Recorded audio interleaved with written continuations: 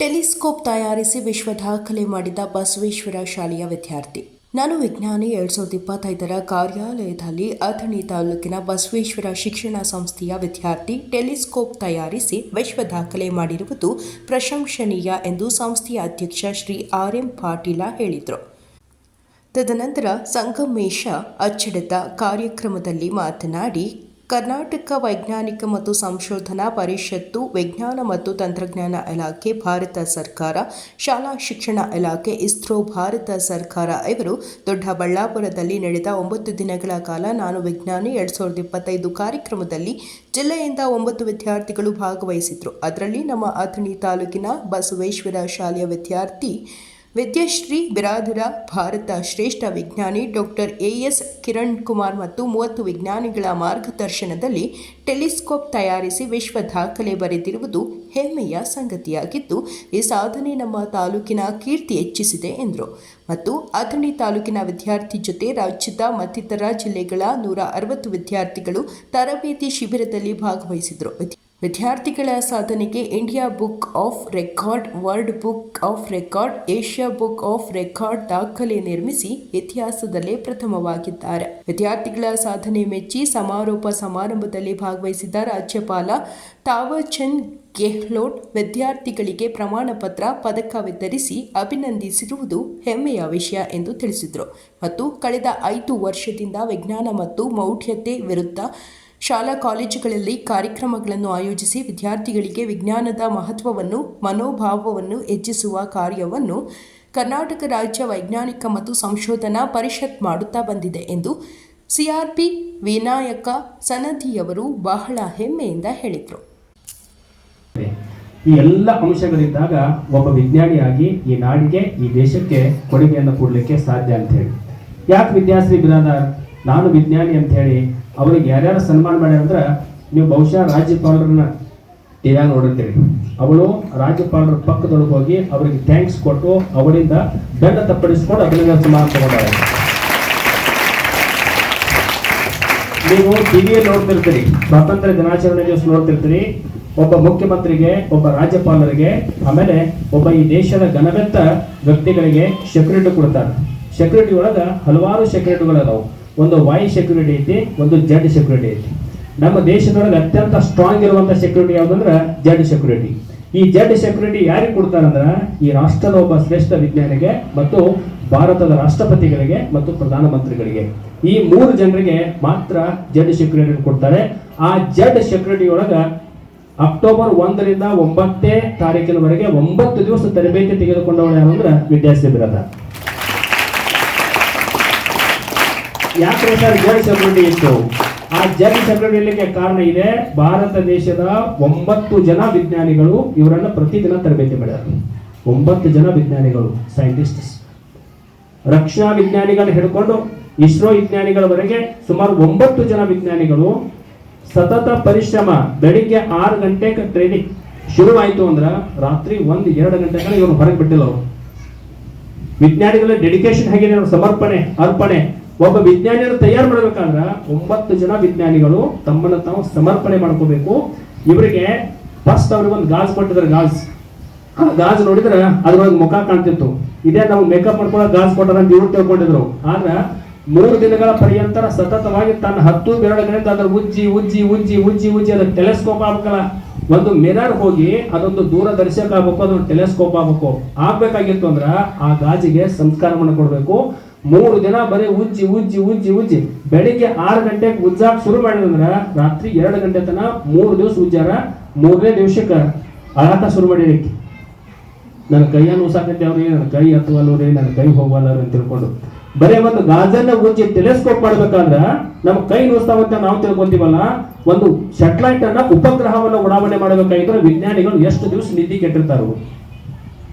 ಒಂದು ಭಾರತ ದೇಶಕ್ಕೆ ಕೊಡ್ಬೇಕಾಗಿತ್ತು ಅಂದ್ರ, ಇಡೀ ಜಗತ್ತಿಗೆ ಒಂದು ಸಾಧನೆ ಮಾಡಬೇಕಾಗಿತ್ತು ಅಂದ್ರ ಆ ವಿಜ್ಞಾನಿಗಳು ಎಂತ ಅರ್ಪಣಾ ಮನೋಭಾವದಿಂದ ಕೆಲಸ ಮಾಡಿ ಒಬ್ಬ ಶ್ರೇಷ್ಠ ವಿಜ್ಞಾನಿ ಅನಿಸ್ಕೊಳ್ತಾನೆ. ಅಲ್ಲಿಗೆ ಒಂದು ಮೂಲ ಕಾರಣಕರ್ತಾಗ್ತದೆ. ಅದರೊಳಗ 9 ದಿವಸದೊಳಗೆ ಒಬ್ಬ ವಿಜ್ಞಾನಿ ಆಗ್ಬೇಕಾಗಿತ್ತು ಅಂದ್ರ, ನನ್ನ ಜೀವನವನ್ನು ಈ ನಾಡಿಗೆ ಅರ್ಪಿಸ್ಕೊಳ್ಬೇಕಾಗಿತ್ತು ಅಂದ್ರ ನಾ ಯಾವ ರೀತಿ ಅರ್ಪಣೆಯಿಂದ ತೊಡಗಿಸಿಕೊಳ್ಬೇಕು, ನನ್ನನ್ನು ಹೆಂಗದ ನನ್ನ ಜೀವನದೊಳಗೆ ಕ್ರಿಯಾಶೀಲತೆಯಿಂದ ಭಾಗವಹಿಸಬೇಕು ಅನ್ನೋ ಸಂಪೂರ್ಣವಾಗಿರುವಂತಹ ಒಂದು ಜ್ಞಾನ ವಿದ್ಯಾರ್ಥಿಗಳಿಗೆ ಬಂದಿರಬಹುದು.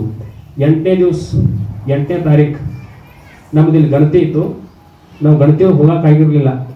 ನನಗೆ ಬೆಂಗಳೂರಿಂದ ಫೋನ್ ಬಂತು, ನಾನು ಬೆಳಗಾವಿ ಜಿಲ್ಲಾ ಅಧ್ಯಕ್ಷರೋದ್ರಿಂದ ಅಲ್ರಿ ನೀವಿಲ್ಲಿ ಒಂದು ಹುಡುಗಿನ ಕೊಟ್ಟು ಕಳಿಸಿದಿರಿ, ನಿಮ್ಮ ಉಪಸ್ಥಿತಿನಾಗ ಇಲ್ಲ ಅಲ್ಲೇ ಅಂತೇಳಿ. ಇಲ್ಲ ಸರ್, ನಾನು ಗಣತಿ ಒಳಗೆ ಬಿಜಿ ಆಗಿದ್ದೀನಿ, ಅದೇನು ಹೇಳೋದಿಲ್ಲ, ಸಬಬ್ ಏನೂ ಹೇಳೋದಿಲ್ಲ, ನೀವು 8 ಗಂಟೆಗೆ ಬೆಳಿಗ್ಗೆ 6ಕ್ಕೆ ಅಂದ್ರೆ ನೀವು ಇಲ್ಲಿ ದೊಡ್ಡಬಳ್ಳಾಪುರದಾಗ ಇರಬೇಕು ಅಂತೇಳಿ ನನಗೆ ರಾಜ್ಯಾಧ್ಯಕ್ಷರು ಫೋನ್ ಮಾಡಿದರು. ಫೋನ್ ಮಾಡಿದ ತಕ್ಷಣ ನನಗೆ ಏನು ಮಾಡಬೇಕು, ಮತ್ತೆ 8ನೇ ತಾರೀಕು ಸ್ಕೂಲ್ ಸ್ಟಾರ್ಟ್ ಇದ್ದು, ಓಪನಿಂಗ್ ಡೇ, ಫಸ್ಟ್ ಡೇ. ಸದೈವಶಾತ್ ಏನಾಯ್ತು ಅಂದ್ರೆ ಮತ್ತೆ ಮಾಡಿ ಮುಖ್ಯಮಂತ್ರಿಗಳು ಗಣತಿ ಮುಗಿಯಂಗಿಲ್ಲ ಅಂತ ತಿಳ್ಕೊಂಡು ಮತ್ತೆ 18ನೇ ತಾರೀಕು ತನ ರಜೆಯನ್ನು ಮುಂದುವರಿಸಿದ್ರು. ಅವತ್ತು 7ನೇ ತಾರೀಕನ ಎಲ್ಲೋ ಒಂದು ಮನೆಯಾಗ ಗಣತಿ ಮಾಡಾಕತ್ತಿದ್ನ. ಅಲ್ಲಿಂದನ ಅದ ಬ್ಯಾಗ್ ತಗೊಂಡ ನಾ ಡೈರೆಕ್ಟ್ ಆಗಿ ದೊಡ್ಡಬಳ್ಳಾಪುರಕ್ಕೆ ರೀಚ್ ಆಗಿ ಬೆಳಿಗ್ಗೆ 8 ಗಂಟೆಗೆ ಹೋಗಿ ದೊಡ್ಡಬಳ್ಳಾಪುರ ತಲುಪಿದಾಗ ಈ ವಿದ್ಯಾರ್ಥಿ ನೋಡಿದ್ರೆ ಮುಖ ಸಪ್ಪು ಮಾಡ್ಕೊಂಡು ನಾನು ಮಾತಾಡ್ಸೋಳಕ್ಕೆ, ಯಾಕೆ ವಿದ್ಯಾರ್ಥಿಗಳು ಸಪ್ಪಗಾಗಿತ್ತು ಮುಖ. ನಂತರ ರಾತ್ರಿ 8 ಗಂಟೆಗೆ ಎಲ್ಲಿಂದ ಲಂಡನ್ದಿಂದ ಏಷ್ಯಾ ಬುಕ್ ಆಫ್ ರೆಕಾರ್ಡ್ಸ್ ಅವ್ರು ಬಂದಿದ್ರು. ರಾತ್ರಿ 9 ಗಂಟೆಗೆ ಇವರು ಟೆಸ್ಟ್ ಮಾಡಾಕತ್ತಿದ್ರು, ನಿಜವಾಗ್ಲೂ ಮಾಡಿದಾರೋ ಅಥವಾ ಸುಳ್ಳು ಅಂತೇಳಿ.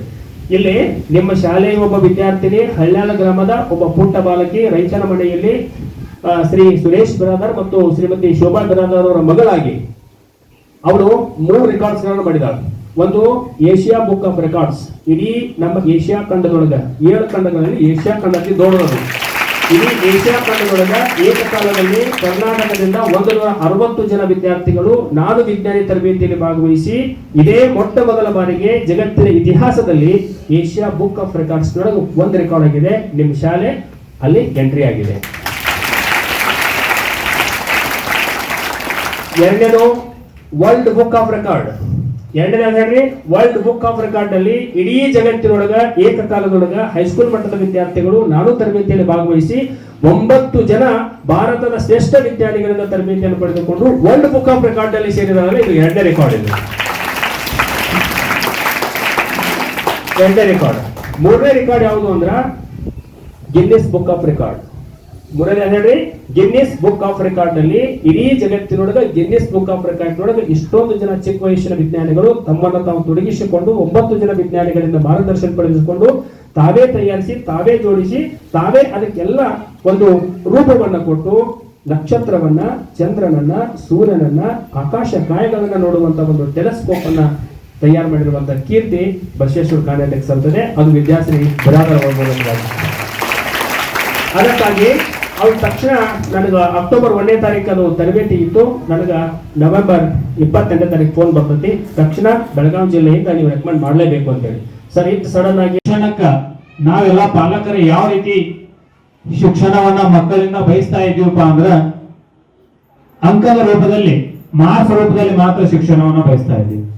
ನನ್ನ ಮಗು 90 ಮಾಡಬೇಕು, 95 ಮಾಡಬೇಕು, 100 ಮಾಡಬೇಕು, 99 ಮಾಡಬೇಕು ಅಂತೇಳಿ. ಇಲ್ಲಿ ಏನಾಗ್ತಾ ಐತಿ, ಮಕ್ಕಳಿಗೆ ನಾವು ಈ ಒತ್ತಡ ಹಾಕ್ಲತ್ತಾರ. ಮಕ್ಕಳು ಏನ್ ಮಾಡ್ತಾರು, ಪಠ್ಯದಲ್ಲಿರುವಂತಹ ವಿಷಯವನ್ನ ಬೈಪಟ್ ಮಾಡ್ತಾರೋ, ಎಕ್ಸಾಮ್ ಬರೀತಾರೋ, ಎಕ್ಸಾಮ್ ಪೂರ್ತಿ ಪಾಸ್ ಆಗ್ತಾರೋ, ಮುಗಿದು ನನ್ನ ಮಗ 100 ಮಾಡ್ದ, 90 ಮಾಡ್ದ, 95 ಮಾಡ್ದ ಅಂತೀವಿ. ನಾವು ಮಕ್ಕಳಲ್ಲಿ ಕ್ರಿಯಾಶೀಲತೆಯನ್ನ ಹುಟ್ಟಿಸ್ತಾ ಇಲ್ಲ, ಕ್ರಿಯಾತ್ಮಕವಾಗಿ ಅವರ ಕ್ರಿಯೇಟಿವಿಟಿಗೆ ಬೆಂಬಲ ಕೊಡ್ತಾ ಇಲ್ಲ. ಅವನ್ ಪರ್ಸೆಂಟೇಜ್ ಎಷ್ಟ ಮಾಡ್ಲಿ, ಅವನಲ್ಲಿರುವಂತಹ ಹುದುಗಿರುವಂತಹ ಜ್ಞಾನವನ್ನ ಹೊರಗೆ ತೆಗಿಲಿಕ್ಕೆ ನಾವು ಬೇರೆ ಬೇರೆ ಚಟುವಟಿಕೆಗಳನ್ನ ಹಮ್ಮಿಕೊಳ್ತಾ ಇಲ್ಲ. ಆ ರೀತಿ ಚಟುವಟಿಕೆಗಳನ್ನ ಹಮ್ಮಿಕೊಂಡು ರಾಜ್ಯದ ವಿಜ್ಞಾನ ಪರಿಷತ್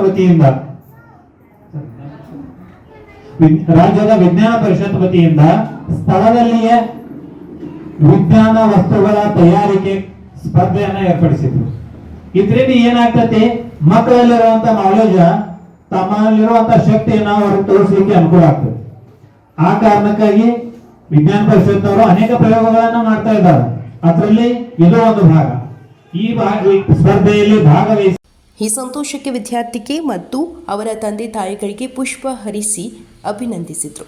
ಈ ವೇಳೆ ಮಹಂತೇಶ ಹಿರೇಮಠ ನಿರೂಪಿಸಿದ್ರು, ಆನಂದ್ ಬಿರಾದರ ಸ್ವಾಗತಿಸಿದ್ರು, ಸಂತೋಷ್ ಸರ್ ವಂದಿಸಿದ್ರು. ಈ ವೇಳೆ ವಿನಾಯಕ ಸನದಿ, ವಿಠ್ಠಲ ಕಂಬಾಳೆ, ಮುದಕಣ್ಣ ಶೇಗುಣಶಿ, ಕುಮಾರ ಗೌಡ ಪಾಟೀಲ್, ಮಹದೇವ ಜಾಬಗೌಡರ, ಸಿದ್ದರೂಢ ಕೆಂಪಿ, ಎಂಜಿ ಬಿರಾದರ, ಈಶ್ವರ ಚನ್ನಣ್ಣವರ, ಮುರಿಗೆಪ್ಪ ಗುಮಚಿ, ಬಸಗೌಡ ಚನ್ನಣ್ಣವರ, ಎಸ್ಎಲ್ ಭಾಗಿ, ಪ್ರಭಾವತಿ ಜಾಬಗೌಡರ, ಸುರೇಶ್ ಬಿರಾದರ, ಶೋಭಾ ಬಿರಾದರ ಮತ್ತು ಇತರರಿದ್ದರು.